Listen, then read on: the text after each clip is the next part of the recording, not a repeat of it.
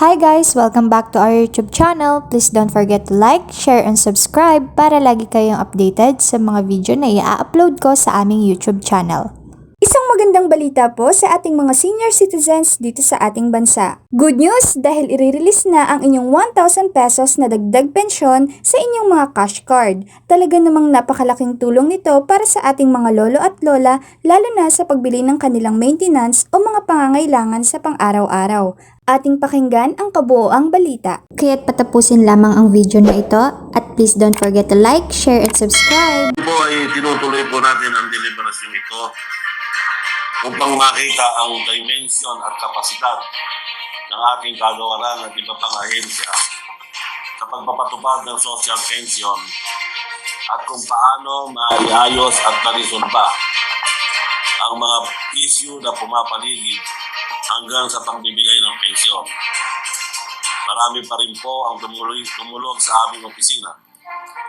Kaya po minarapat naming bigyan pansin ito upang magkaroon ng linaw ang mga issue at upang marinig din ang mga nangyayari sa bawat rehiyon ng kagawaran at mabigyan ng nararapat na solusyon.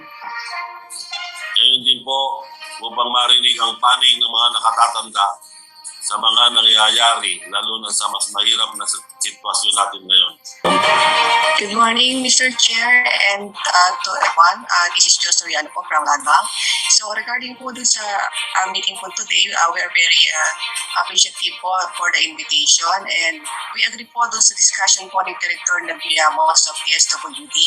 So tama po yung information po na ongoing po ang aming production po ng cash cards for the social pension. So all others po, we support po the program and rest assured po na we will continue to provide the needed services for the social pension distribution. Thank you po, sir. Thank you very much, ma'am. Thanks for watching. Please don't forget to like, share, and subscribe.